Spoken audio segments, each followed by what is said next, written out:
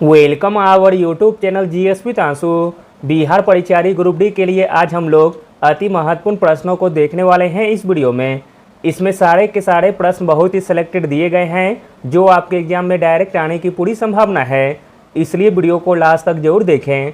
Video start करने से पहले आप लोगों से एक ही रिक्वेस्ट है, प्लीज़ वीडियो को लाइक और सेशन ख़त्म होने के बाद किसी भी एक ग्रुप में शेयर जरूर कर दीजिएगा। चलिए शुरू करते हैं और आप लोग भी सोचिएगा अपना आंसर क्या हो सकता है। पहला प्रश्न है, देश के कौन से प्रमुख शहर स्वर्णिम चतुर्भुज राजमार्गों से जुड़े हुए हैं? तो दोस्तों वह प्रमुख शहर है दिल्ली, कोलकाता, चेन्नई, मुंबई तथा दिल्ली। ऑप्शन नंबर सी। देश के दिल्ली, कोलकाता, चेन्नई, मुंबई, दिल्ली शहर स्वर्णिम चतुर्भुज राजमार्ग द्वारा जुड़े हुए हैं। स्वर्णिम चतुर्भुज की लंबाई 5846 किलोमीटर है। अगला प्रश्न देखते हैं, निम्नलिखित में से कौन सा राज्य चीन के साथ सबसे लंबी सीमा साझा करता है? चीन के साथ सबसे लंबी सीमा साझा करता है Arunachal Pradesh. Option number A. अगला प्रश्न देखते हैं, इंपॉर्टेंट प्रश्न है, इंदिरा सागर बांध जो कि एक ठोस गुरुत्वाकर्षण बांध है भारत के निम्नलिखित में से किस राज्य में स्थित है? तो दोस्तों इंदिरा सागर बांध स्थित है मध्य प्रदेश में। Option number B. अगला प्रश्न देखते हैं, इंपॉर्टेंट प्रश्न है, किस नदी की शाखा बांग्लादेश में पद्मा के नाम से जानी जाती है? तो दोस्तों वह नदी है गंगा नदी। Option number B. गंगा नदी की शाखा बांग्लादेश में पद्मा के नाम से जानी जाती है। अगला प्रश्न है, निम्नलिखित में से कौन भारत का राष्ट्रीय जलीय जीव है? भारत का राष्ट्रीय जलीय जीव है गंगा नदी का डॉल्फिन। Option number D. पर्यावरण और वन मंत्रालय ने 2010 में गंगा डॉल्फिन को राष्ट्रीय जलीय जीव के रूप में अधिसूचित किया था। अगला प्रश्न है, 73वें संशोधन के परिणाम स्वरूप 1992 में भारतीय संविधान में कौन सी अनुसूची जोड़ी गई है? आंसर है ऑप्शन नंबर डी, 11वीं अनुसूची। 73वें संशोधन अधिनियम को पंचायती राज अधिनियम भी कहा जाता है। अगला प्रश्न देखते हैं, इंपॉर्टेंट प्रश्न है, कांग्रेस की स्थापना किसके कार्यकाल में हुई थी? कांग्रेस की स्थापना हुई थी लॉर्ड डफरिन के कार्यकाल में 1885 में। अगला प्रश्न है, मालविका मित्रम नामक नाटक किसने लिखा था? आंसर है ऑप्शन नंबर डी, कालिदास ने। अगला प्रश्न है, मोस्ट इंपॉर्टेंट प्रश्न है, भारत के आर्थिक सर्वेक्षण को प्रकाशित करता है? भारत के आर्थिक सर्वेक्षण को प्रकाशित करता है वित्त मंत्रालय। Option number D. अगला प्रश्न देखते हैं, इंपॉर्टेंट प्रश्न है, विश्व का सबसे बड़ा ध्यान केंद्र किस शहर में बनाया जा रहा है?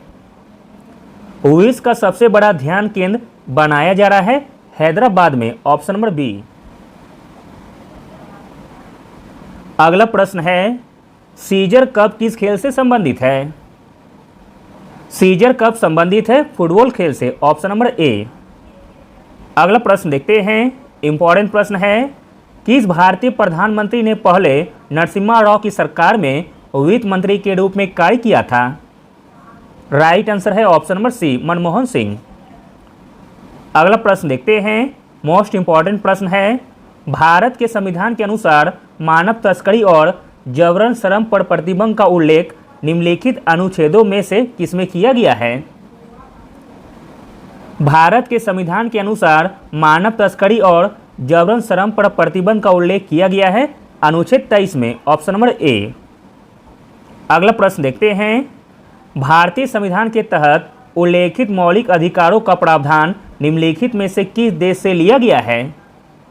तो दोस्तों मौलिक अधिकारों का प्रावधान लिया गया है संयुक्त राज्य अमेरिका से, जबकि मौलिक कर्तव्य लिया गया है रूस देश से।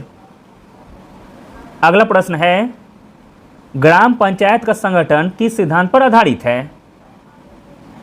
ग्राम पंचायत का संगठन जिस सिद्धांत पर आधारित है वह सिद्धांत है गांधीवादी सिद्धांत। Option number B. अगला प्रश्न देखते हैं, इंपॉर्टेंट प्रश्न है, निम्नलिखित में से संविधान सभा के अध्यक्ष कौन थे? संविधान सभा के अध्यक्ष थे doctor Rajendra Prasad, option number सी। अगला प्रश्न है, राज्यसभा का सभापति अध्यक्ष कौन होता है?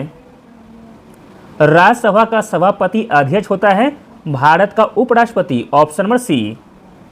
अगला प्रश्न है, ग्रीन हाउस प्रभाव जिसे कि हरित गृह प्रभाव भी कहते हैं, इसका मुख्य कारण कौन सी गैस है?